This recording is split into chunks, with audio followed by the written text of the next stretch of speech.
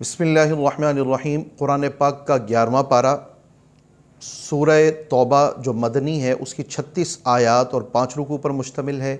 सूरह यूनुस जो मक्की है उसकी 109 आयात और 11 रुकू पर मुश्तमिल है। और सूरह हूद जो मक्की है इसकी सिर्फ 5 आयात आधा रुकू पर मुश्तमिल है। यूँ ये टोटल तकरीबन 16.5 रुकू और 150 आयात मुबारका हैं जो इस पारे के अंदर मौजूद हैं। अल्लाह रब्बुल इज़्ज़त ने इस पारे में कुरान मजीद के हवाले से 2 जगह पे चैलेंज किया है कुफ़ार को। पहले ये कहा गया था कि 10 सूरतें इसके मुकाबले में ले आओ। जब वो 10 नहीं ला सके तो इसी पारे के अंदर मज़कूर है कि कोई एक ही सूरत इस कुरान जैसी ले आओ। अल्लाह पाक ने शान रिसालत के हवाले से नबी मुबारक सल्लल्लाहु अलैहि वसल्लम को रऊफ़ और रहीम कहा है। याद रखिएगा, ये वो सिफ़तें हैं जो अल्लाह ताला ने अपने लिए कुरान में ख़ुद इस्तेमाल की। यानी अल्लाह का कोई वस्फ़ अल्लाह के नबी के अंदर अगर ज़िक्र किया जाए तो ये शिर्क नहीं होता, बल्कि ये अल्लाह तबारक व तआला ने ख़ुद कुरान में इस्तेमाल फ़रमाया है। अल्लाह ने ख़ुद अपने हबीब को रऊफ़ और रहीम कहा और एक मकाम पे ये इरशाद फरमाया, अल्लाह का फ़ज़ल और अल्लाह की रहमत जब तुम पे हो तो खुशी मनाओ। अपने दिल से पूछिए, कायनात में कोई फ़ज़ल और कोई रहमत आक़ा दो जहाँ सल्लल्लाहु अलैहि वसल्लम से बढ़कर हो सकती है? जब नहीं तो आक़ा दो जहाँ सल्लल्लाहु अलैहि वसल्लम को सबसे बड़ा फ़ज़ल और सबसे बड़ी रहमत समझ के कितनी खुशी करनी चाहिए। हमारा दिल ये सोच के ही बाग बाग हो जाए। याद रखिएगा कि कुछ कलिमात ऐसे हैं कुरान पाक में जो आप सल्लल्लाहु अलैहि वसल्लम की तरफ ज़ाहिरी तौर पे मंसूब होते नज़र आते हैं लेकिन हकीकत में नहीं है। मसलन कहीं आप शिरक करने वाले ना बन जाएं, कहीं शक करने वाले ना बन जाएं, कहीं खसारे वाले ना बन जाएं, कहीं हद से तजावुज़ करने वाले ना हो जाएं, कहीं राह हक से भटके हुए ना हो जाएं। ये कलिमात और इस तरह की मुनासबत से जितनी भी फ्रेज़ेज़ आएँ ये हुज़ूर सल्लल्लाहु अलैहि वसल्लम के लिए नहीं है, अगरचे कि इसका पहले मुखातिब होना आप सल्लल्लाहु अलैहि वसल्लम ही की तरफ होता है, लेकिन ये आपके ज़रिए से आपकी उम्मत के अफराद जो मेरे और आप जैसे हैं ये उनके लिए है, ये आप सल्लल्लाहु अलैहि वसल्लम के लिए नहीं। ये कलिमात आपके रिसालत के शायान शान नहीं। इसके साथ साथ कामिलीन का अल्लाह पाक ने ज़िक्र फरमाया है। जन्नत के बदले इन्होंने अपनी जानें बेच दी। अल्लाह पाक के ये बंदे साबिकीन अव्वलीन में से हैं जिन्होंने पहले देखा और फिर उस तरफ आए, ऐसा नहीं। ये वो लोग थे जिन्होंने अभी कुछ नहीं देखा था मगर इन्होंने इस्लाम को आगे बढ़कर अपने सीने से लगाया। और इन्हीं लोगों की इत्तिबा में आगे आने वाले जो अफराद हैं, जो सादिकीन हैं, उनकी मैयत इख्तियार करने के मुतालिक अल्लाह ने हुक्म इरशाद फरमा दिया। यही वजह है कि औलिया के दामन के साथ वाबस्ता रहने वालों की हर दौर के अंदर एक बहुत बड़ी तादाद न सिर्फ कायम रही है बल्कि वो कामयाब अहले ईमान में शामिल रहे। अल्लाह पाक ने औलिया अल्लाह की यहाँ वजाहत बयान फरमा दी। ये वो लोग हैं जिनके ऊपर कोई खौफ नहीं है। दुनिया के खौफ के अंदर लोग मुब्तला हैं, इन्हें नहीं इस किस्म का कोई खौफ होता। क़यामत के दिन में लोग अपनी पकड़ के मुतालिक जिस किस्म के ख़दशात में हैं, हम गुनाहों की वजह से मर जाएंगे, ऐसा खौफ नहीं होता। हाँ, खशियत इलाही एक अलग बात है जो अम्बिया पर भी और औलिया पर भी तारी होगी, और वो क्या है कि अल्लाह बेनियाज है, कहीं वो अपनी जलालत की वजह से हमें ना पकड़ ले। गुनाहों की वजह से किसी किस्म की सज़ा का कोई ख़दशा इनके दिल में अल्लाह ने नहीं छोड़ा।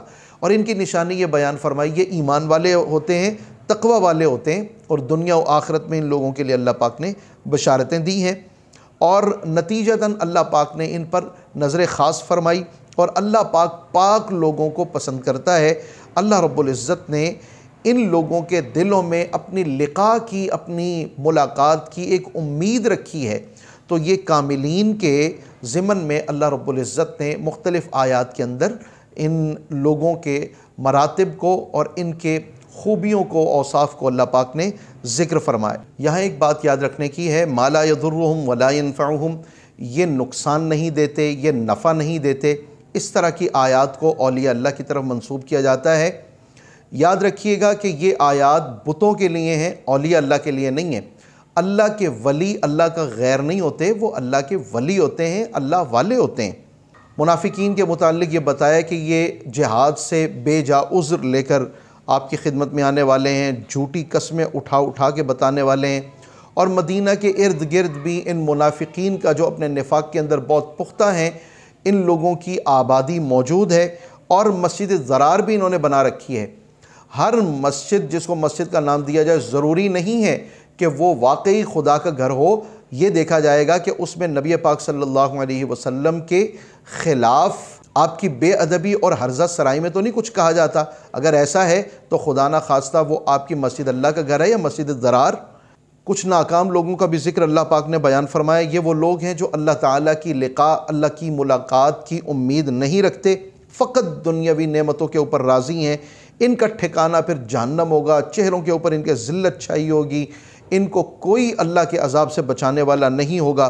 फिर दुनियावी ज़िंदगी की मिसाल अल्लाह पाक ने बयान फरमाई कि बारिश बरसती है, रोईदगी होती है, सब्ज़ा उगता है, लेकिन जब फसल बिल्कुल पकने पे आ जाए और जल के भस्म हो जाए तो सब कुछ किया कराया सब तबाह हो जाता है। यही उन लोगों का हाल है जिन लोगों ने कुफ्र पर ज़िंदगी गुजारी, या ज़िंदगी तो जैसे तैसे गुजरी लेकिन कुफ्र पर वो मर गए। तो अल्लाह रब्बुल इज़्ज़त ने इन्हें दुनिया में तो दे दिया, दुनिया में तो इनको भर दिया, लेकिन आखिरत में ये लोग महरूम हो गए। हमारे किरदार क्योंकि हमारे उन्हीं अकाबिरीन से कुछ जुदा नहीं होते नाशुक्री के अंदर, तो अल्लाह पाक ने मुतअद्दिद मकामात पे ये ज़िक्र किया है कि जब तुम्हें तकलीफ़ पहुँचती है तो भागे भागे आते हो, अल्लाह की बारगाह में दुआएँ करते हो, गिड़गिड़ाते हो और उस तकलीफ़ से निजात पाना चाहते हो। लेकिन जब अल्लाह पाक तकलीफ़ को दूर कर देता है तो फिर यूँ दूर हो जाते हो जैसे तुमने कभी अल्लाह से कोई दुआ की नहीं है, उसके सामने अपना दामन पसारा ही नहीं है। ये हमारा रवैया है। हमारा रवैया ऐसा नहीं होना चाहिए। गम में उसको याद करते हैं तो खुशी में क्यों भूल जाते हैं। अगर वो चेहलम पर, बरसी पर या कुल और साते पर याद रहता है तो बेटे या बेटी की शादी पे क्यों नहीं याद रहता, अपनी खुशियों में क्यों नहीं याद रहता। अल्लाह और उसके हबीब सल्लल्लाहु अलैहि वसल्लम के ज़िक्र को रिवायत बनाइए अपने खुशी के मौके पर भी।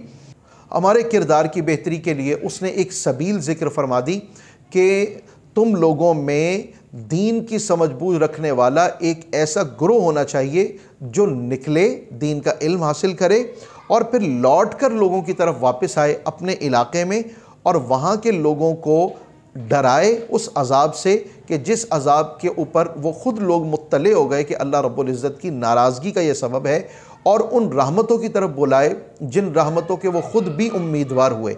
ये चंद एक मज़ामीन थे जो 11वें पारे के ज़िमन में हमने ज़िक्र किए हैं। अल्लाह रब्बुल इज़्ज़त कुरान पाक की मोहब्बत और इसका फ़हम हम सबको अता फ़रमाए।